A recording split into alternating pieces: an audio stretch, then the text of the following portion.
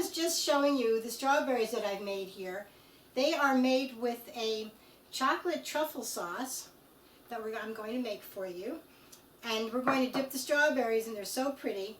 Now, truffle sauces, now you see there's a cookie on the back. I used chocolate wafer cookies because when you use truffle sauce, it isn't like the straight chocolate that when you melt it and then you dip something in, the chocolate gets very hard. Truffle sauce will stay soft. I mean, it will dry.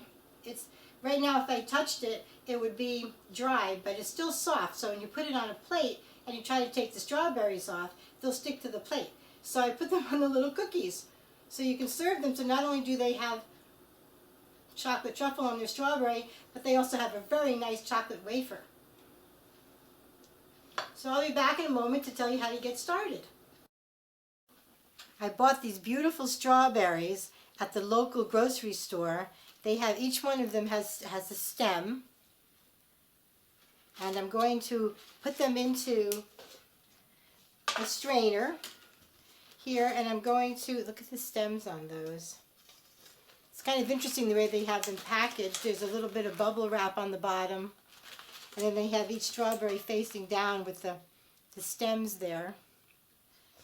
So I'm just going to place them into the colander. I'm going to rinse them off, and then I'm going to put them onto a paper towel. This is a cookie sheet that's lined with paper towels because you don't want to mix water and chocolate, so I want the strawberries to dry.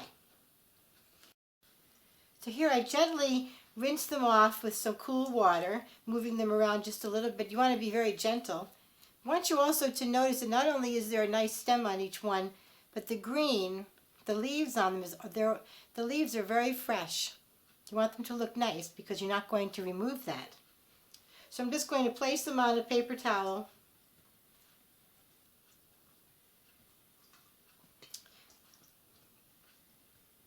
And start to prepare the ganache, or the chocolate and cream, to dip them in.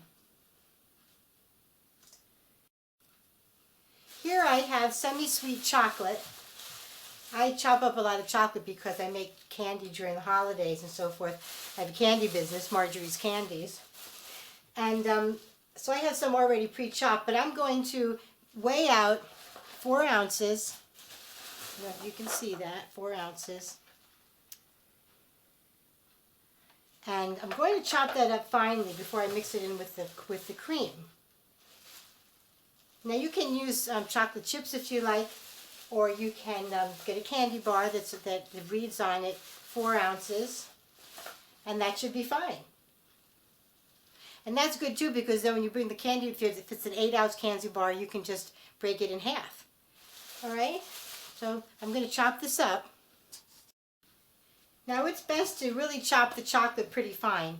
If you remember, my pieces were sort of, I had a lot of pieces that were kind of big, and so when I start chopping, it's harder to chop a lot of smaller pieces into fine chocolate than it is to work off of one large piece.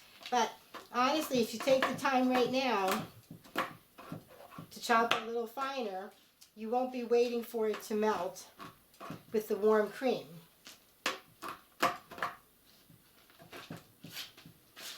There, it's pretty good. Like I said, the longer you take chopping some of this, the less time you'll spend waiting for it to melt. So what you'll need to make the truffle is, you want to put the chocolate in a bowl, and then add, this is heavy whipping cream.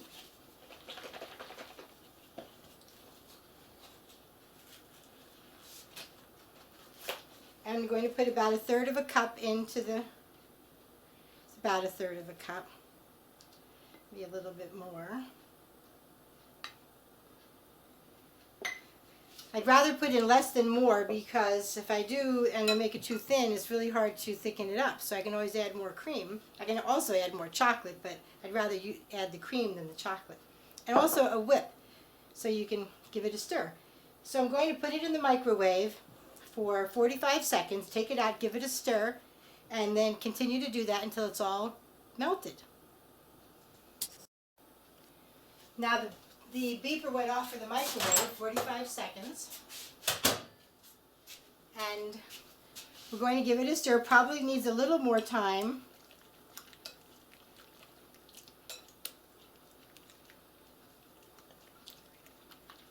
So as you see, this did melt right in there. And this is truffle. Now, if I'm making candy, this is more of a dip for the strawberries, but when I'm making a candy, I'll add a little bit of unsweetened butter and then some flavorings like mocha, coffee or strawberry or orange.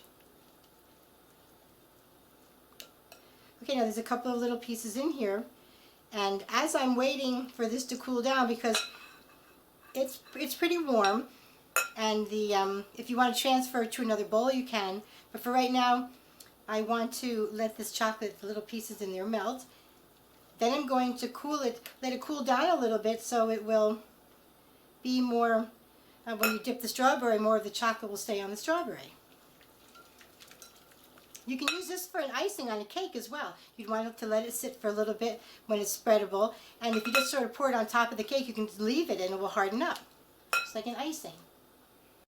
Now I've transferred this to another bowl, and it's a little bit cooler. The bowl is a little cooler too. I mean, once it all melts out, you can put it in a bowl so it gets cooler faster.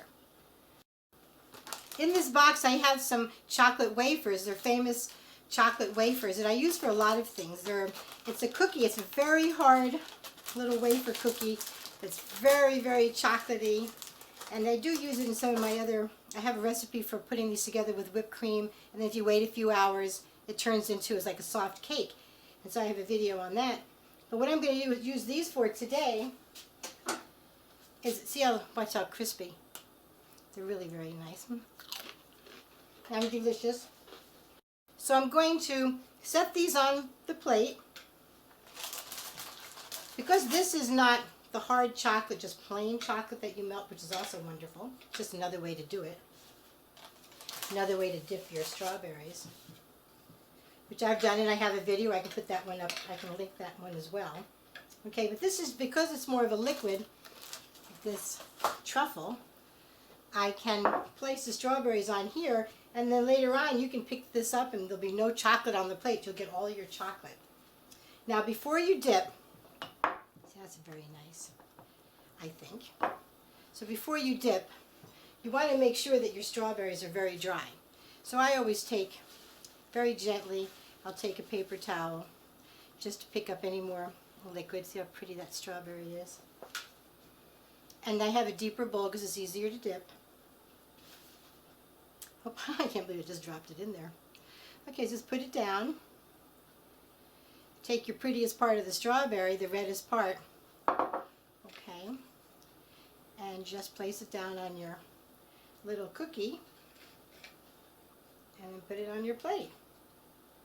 And then later on, people can just pick up that little cookie and they'll have all their chocolate and your plate will be nice and clean.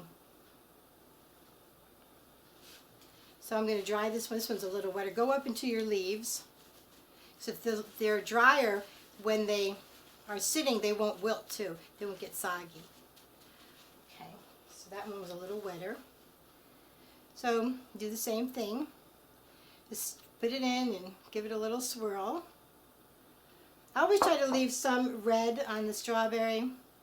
See how I took that little tip that's hanging and I put it in the back of the cookie, and then I'm going to bring it forward. That way you don't have any little tails, so to speak, like when you're making candy. Okay, so I'm just going to go ahead and dip them all like that. So there you have it. And you're ready to go for Valentine's Day, which is coming around the corner, so I wanted to get this done for you.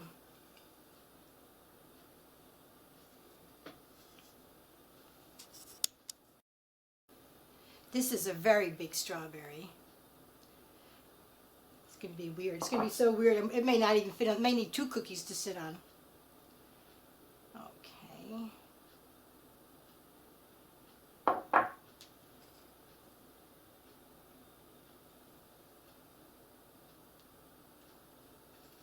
See how you can move them around? A little trick. And these cookies are so good.